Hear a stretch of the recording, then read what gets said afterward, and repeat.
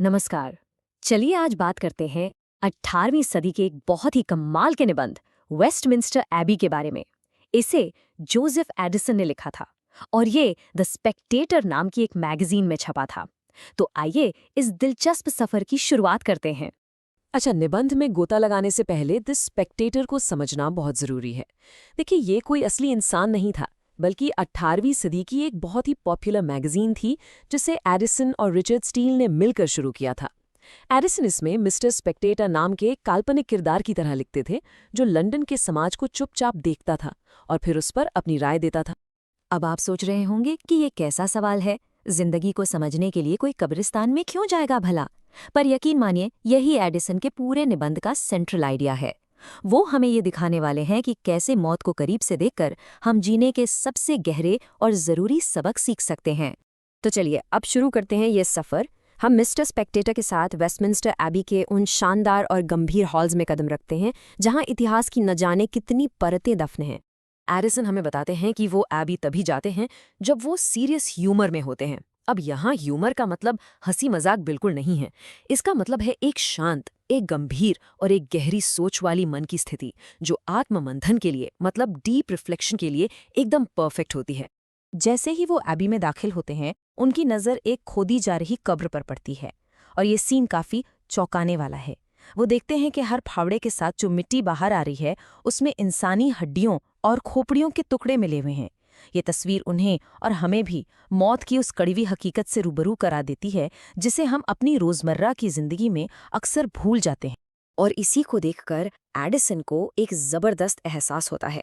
उन्हें समझ आता है कि इस ज़मीन के नीचे इंसानों के बनाए सारे भेदभाव खत्म हो गए हैं।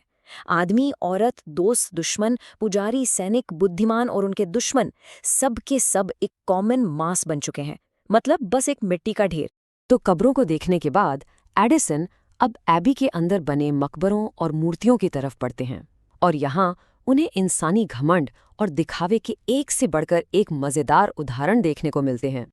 एडिसन ने यह बड़ी चालाकी से इन स्मारकों को आप कह सकते हैं 3 ग्रुप्स में बांट दिया है। पहले वो हैं जिन पर बस जन्म और मृत्यु की तारीखें लिखी हैं, मानो उनकी जिंदगी में कोई कहानी थी नहीं। दूसरे वो जिन पर मरने वाले की इतनी झूठी और बढ़ा चढ़ाकर तारीफें लिखी हैं कि अगर वो जिंदा होता तो खुद ही शर्मिंदा हो जाता। और तीसरे वो जो इतनी मुश्किल भाषाओं में लिखे हैं कि उन्हें कोई पढ़ ही नहीं सकता। और इसका सबसे मज़ेदार एग्जाम्पल है सर क्लाउड्सली शवल का मकबरा। शवल असल जिंदगी में एक बहुत ही बहादुर और दमदार एडमिरल थे, लेकिन उनकी मूर्ति कैसी बनी है? एक बो की तरह। बो मतलब उस जमाने का फैशनेबल बनावटी आदमी जो बस सज धज कर रहता हो और जिसने एक बड़ी सी विग पहन रखी हो। इन शब्दों पर गौर कीजिए, लॉन्ग पेरीविग। ये जो छोटी सी डिटेल है ना, ये एडिसन का मास्टर स्ट्रोक है। वो इसी के जरिए एक जोरदार व्यंग करते हैं। वो हमें दिखाते हैं कि समाज कैसे एक बहादुर इंसान के असली किरदार और उसकी जीती जागती उपलब्धियों को भूलकर उसके बनावटी फैशन को पत्थर में हमेशा के लिए कैद कर देता है। कितनी अजीब बात है ना? तो इन सब चीज़ों को देखने के बाद, इन कब्रों और इन मूर्खतापूर्ण स्मारकों को देखने के बाद, एडिसन अब इस निबंध के सबसे गहरे, सबसे पावरफुल आइडिया पे पहुंचते हैं।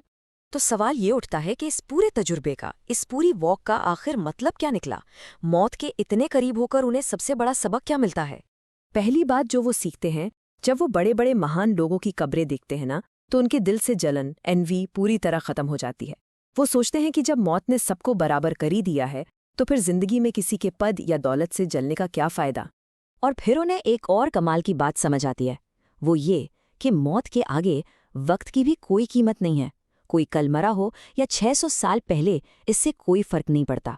अंत में उस ग्रेट डे यानी फैसले के दिन हर जमाने के लोग एक साथ एक ही समय में खड़े होंगे।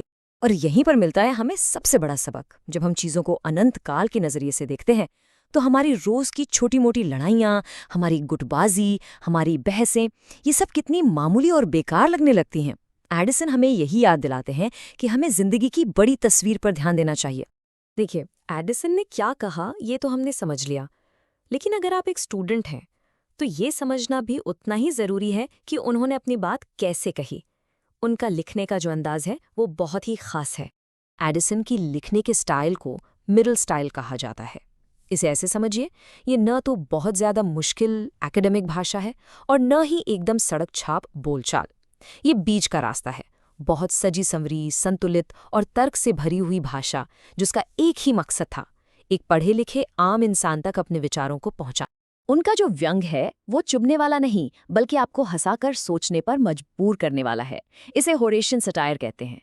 और एक बात और, वो हमें दिखाते हैं कि मौत के बारे में सोचना ग्लूमी यानी निराशाजनक नहीं है, बल्कि ये एक तरह की मेलनकॉली है, एक दार्शनिक उदासी जो आपको गहरा बनाती है। और उनकी स्टाइल को और अच्छे से समझने के लिए चलिए उनकी तुलना एक और मशहूर एसेइस्ट चार्ल्स लैम्ब से करते हैं। ये कंपैरिजन बहुत इंटरेस्टिंग है। एडिसन समाज को बाहर से देखकर नैतिक सबक सिखाते हैं, वहीं लैम्ब अपनी ही यादों और भावनाओं में खोकर लिखते हैं। सीधे शब्दों में कहें तो एडिसन एक टीचर की तरह है और लैम्ब एक सपने देखने वाले की तरह। तो चलिए फटाफट से रिकैप कर लेते हैं कि हमने मिस्टर स्पेक्टेटर के साथ वेस्टमिंस्टर एबी की इस सैर से क्या-क्या जरूरी बातें सीखीं। जरा सोचिए, ये बात 300 साल से भी पुरानी है। एडिसन उस जमाने में पत्थर पर बनी झूठी इमेज की बात कर रहे थे, और आज हम क्या कर रहे हैं? सोशल मीडिया पर ठीक यही तो कर रहे हैं। अपनी असली जिंदगी और अपनी बनाई हुई पब्लिक प्रोफाइल के बीच का ये जो संघर्ष है, वो आज भी उतना ही सच है। और आखिर में एडिसन का ये निबंध हमें एक बहुत बड़े सवाल के साथ अकेला छोड़ देता है। अगर बड़े बड़े स्मारक, पद और दुनिया की तारीफें अंत में धूल में मिल जाती हैं, तो फिर एक अच्छे और सफल जीवन का असली पैमाना क्या है? क्या चीज़ है जो सच में मायने रखती है? इस विश्लेषण में हमारे साथ जुड़ने के लिए आपका बहुत बहुत शुक्रिया। इस तरह के और कंटेंट के लिए सब्सक्राइब करना ना भूलें।